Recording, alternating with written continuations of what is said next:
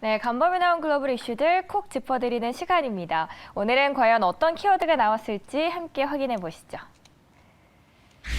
네, 오늘 나온 6가지 키워드고요. 여기서 살펴볼 오늘의 이슈들은요. 네, 금리 인상 그리고 페드 마지막으로 국제유가 이 3가지를 함께 다루겠습니다. 네, 먼저 지난달에 FOMC 의사록이 공개됐습니다. 그런데 의사록이 공개된 이후 외신에서는 이런 제목의 기사가 나왔습니다. Wall Street holds losses after Fed minutes. 연준의 의사록 발표 이후 뉴욕 증시 하락하다라는 헤드라인입니다. 왜 낙폭을 키웠는지 그리고 그 안에는 과연 어떤 내용이 담겼는지 짚어보겠습니다. 연준이 예상보다 강력한 통화 긴축으로 전환할 것을 예고했죠. 5월 FOMC에서 0.5%포인트 금리 인상을 결정했고요.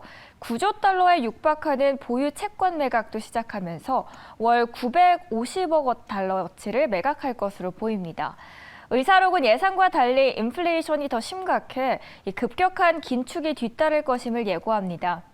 의사록 발표 뒤 미국 10년물 국채 수익률은 2.6%로 치솟았고요. 나스닥 지수가 2.7% 폭락하는 등 뉴욕 시장이 급락세를 연출했습니다.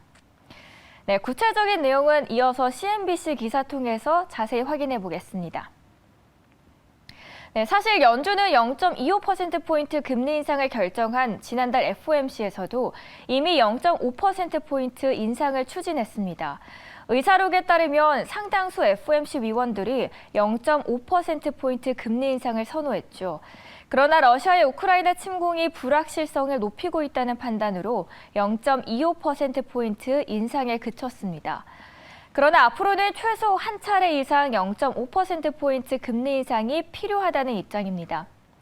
의사록은 또 5월 FOMC에서 대차 대조표 축소 개시가 결정될 것임을 거의 기정사실화했습니다. 규모도 950억 달러죠. 이처럼 어느 정도 합의를 본 것으로 나타났는데요.